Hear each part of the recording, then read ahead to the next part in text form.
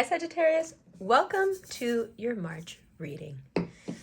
Okay, so I definitely wanted to take my time and really think about the astrology because as of the 7th, a time of healing starts for you.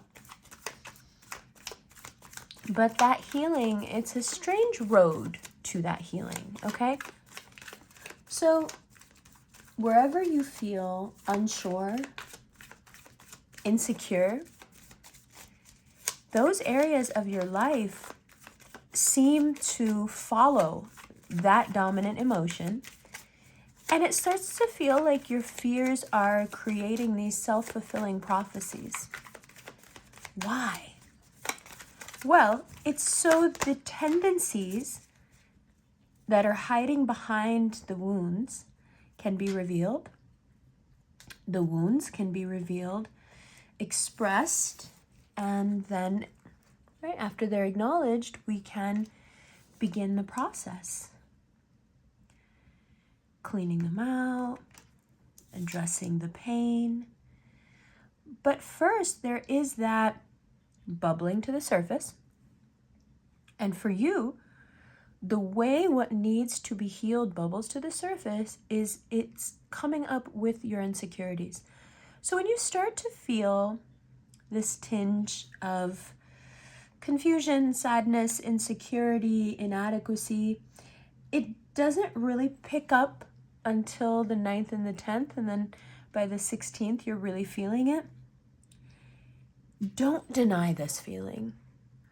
Allow yourself, don't get mad at yourself for feeling insecure. Allow yourself the sadness. Allow yourself the pain. Okay? Why? So later in the month, Cancer welcomes Mars. And you will begin to make some sense of what needs to be healed and why it hasn't healed so far.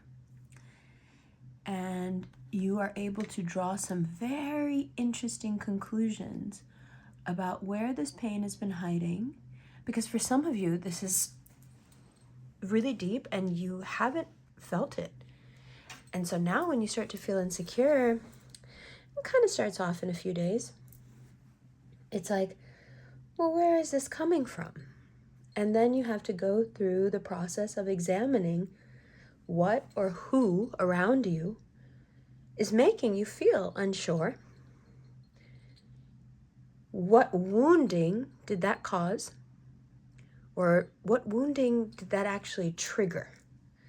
So what we get to later in the month is this idea that whatever more recent wound, more recent pain that you're feeling, now we're going to go back and figure out what initial childhood wound, that abandonment, being careless with your feelings, what did that actually go and trigger? What's the root of the issue? Now, this is messy work. It's not sexy. It's not fun.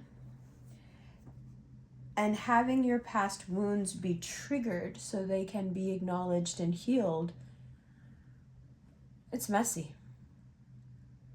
On the 19th, Mercury moves into Aries. So you get this energy that you can do anything with, okay? If you're deep in the throes of feeling inadequate, you might want to use that fire of Mercury and Aries to just burn everything down. And then a few days later, you'll feel really regretful and bad for it. So, how about understanding that this fire is going to come in and already having a plan in place for how to not only mitigate its effects, but also use it to your advantage. So, one of the ways that you can channel this energy and not have it start fires all over your life is to channel it straight into your romantic sense. you're feeling romantic, you're buying yourself flowers, you're wearing bright colors, you're smiling, you're happy. If you're seeing someone or attached to someone, you're being exceptionally kind and positive and bubbly and sweet. Now, does that mean that's how you actually feel? If you channel it into romance, yeah, sure. But if it's just a fire that overtakes you, you're unaware of what's happening, and you let it direct you, let it direct your steps, let it direct your words, I don't think that in a couple of weeks you'll be very happy with yourself. I think then if you let Mercury and Aries take over, you will experience some disappointment with yourself later in the spring, because it'll be embarrassing to look back on. You know, it'll be rage-filled and inappropriate and not you at all. Okay? So let's keep a handle on that. Now, that Mercury in Aries, part of why it's so great to channel it into your romantic life is because this time of healing where these older, much older emotional wounds are being triggered, it does call for some soft, loving, sweet, safe experiences. And if you can create those experiences by pouring your own fire into that same vat, you can make some magic and have a good month and still have a good month. So at the end of March, you have this new thing that I'm going to start where I'm just going to tell you which days you should look really cute. You should be out walking around doing stuff. And for you, it's the last 10 days of March. So if you're out and you're just walking around, try doing like a moving meditation. Try going for a walk and going out at the end of the month and choosing things to think about, choosing to give your brain a puzzle to not just solve, but to make sense of. Find balance in money. That's one of the big ones that you can meditate on. Now, how does that fit in with everything we were just talking about?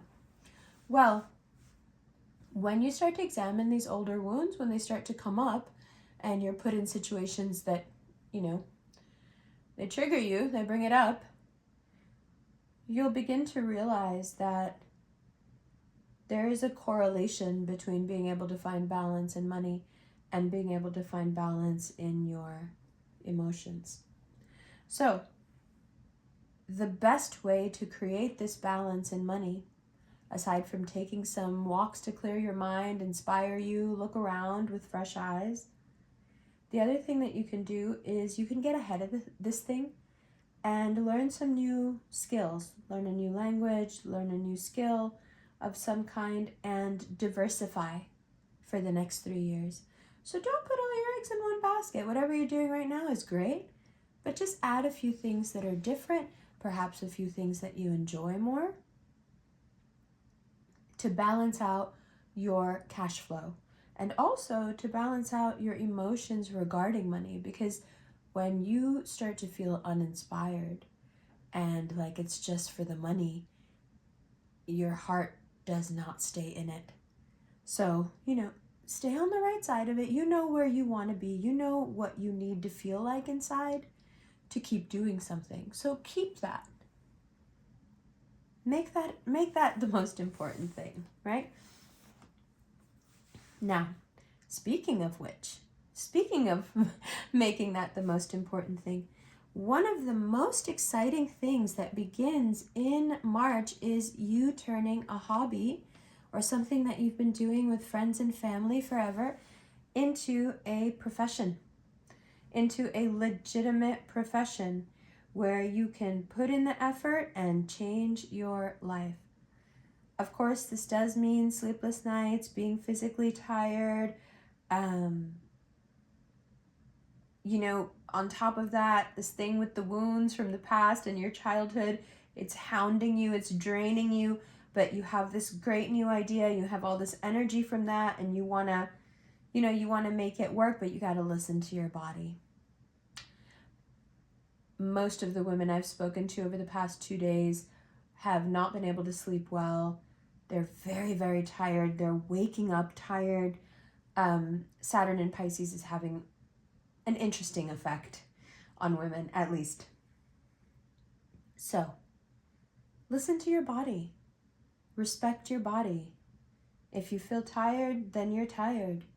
You know, don't try to push through things in March or in April. It's important for you to get back a sense of agency and safety with yourself. You have to relearn that you can trust yourself and that you won't sacrifice yourself for the job, for the friends, for the look, for the vibe. You know what I'm talking about. Now let's talk Sag rising. Sag sun as well, but especially Sag rising. It's very easy for you right now to walk a ways down a road that seems like a great idea, but is a very, very bad idea. This is a road that will be brought to you via vanity. It'll appeal to your vanity. Whatever this thing is, it's like being inducted into a cult. It's a very extreme ideology. And if you're going through a really hard period of your life and you're trying to make sense of things, you're trying to make sense of these moments that you've been here, and it doesn't seem like it's making sense, it doesn't feel like it's ever felt, it's all unfamiliar, that person in that mind state is ripe for an extreme ideology to come in and provide you with answers that at the time seem like a godsend because they seem to check all the boxes. But you have to be very careful with any ideology that claims to check every single box. Okay? Because in the short term, feeling an upheaval in your life and being able to have a touchstone, something tradition-based, something stable, something that adds stability and perhaps constancy and a schedule to your life. And for that, you may have to, in return, sacrifice and give up making sense. You may have to start to live in a world that doesn't make sense to be able to hold on to that security. Now, you're not the type to do this. You're not the type to bend and twist what's real and true so you can be on the good, so you can stay on the right side or in the good graces of people who have very extreme ideologies, people who can see right through you and know that you have, this abandonment wound and want to provide you with a relationship that never abandons you. You can see the appeal in this when you've been working on yourself a lot and you have all these childhood wounds coming up that need to be addressed. It makes perfect sense that something could swoop in at this time and really get in your head about what can help you and what can save you. Sagittarius, you are gonna have to save you. If you start looking outside of yourself for some group, some thought process, some friends to save you,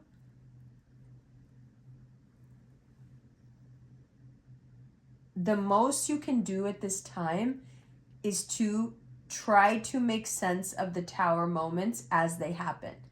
Because if you're able to catch them as they're coalescing, you can change the direction of things. You can stop it, right?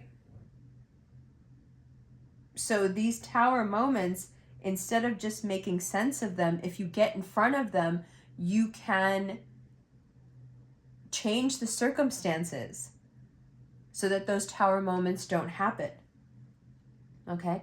Part of keeping those tower moments from happening is to not fall so deeply into any ideology at this time that wants everything from you.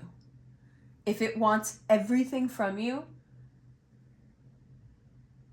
that's a cult.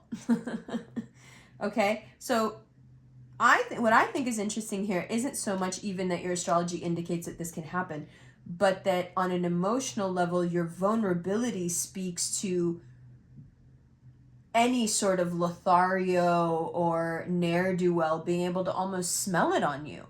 I think that's very interesting because Sag is usually the one almost always holding the weapon dripping in blood. You know, so for you to be on the other side of this now and to really be potentially a victim of people who are just manipulative and gaslighting you and just trying to get you to do exactly what they want, it turns you into the hunted. And sometimes you not realizing that the roles are switched is enough for people to get over on you, because it's like you have too much pride to admit that you might be the hunted. Do you know what I mean? Just admit it, sublimate it if you have to, but acknowledge it and start really working with these tower moments. Like, what is it? Is it my pride? Is it what I would do for money? Is it what I would do to win? Is it that I just want security now? Like, you know, for some of you, it's, I'm done with all this. I want to be a new person. I don't want to do this anymore. I don't want to be like this anymore. And in the right context, or I guess the wrong context, any one of these desires turns into a tower moment. So don't see this as a time of great calamity.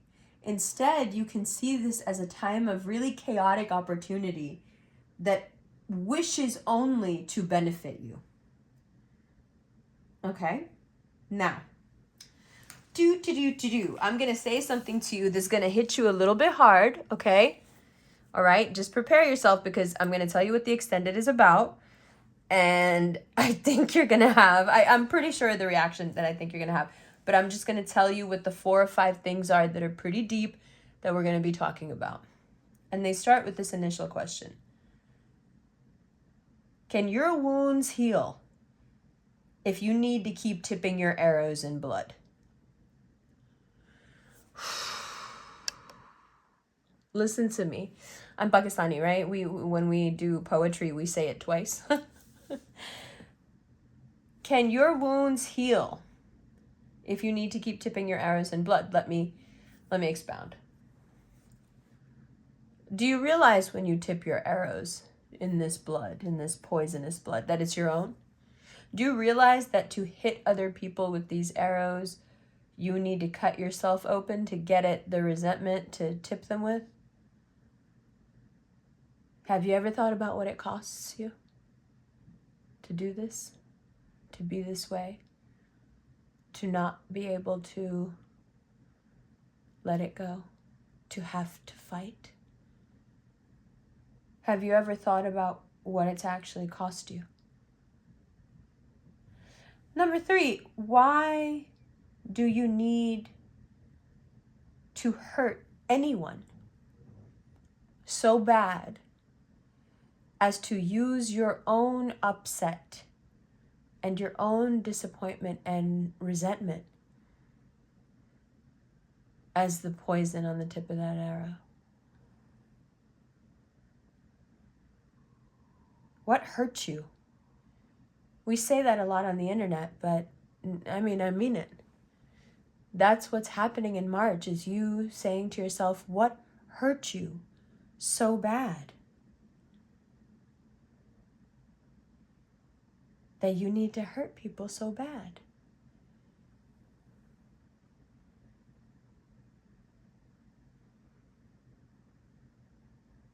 Now, some of these past wounds, they're very hard to spot. And they look like moving new targets of stuff that's happening right now instead of the reflection of the thing they really are. So we got to talk about that too.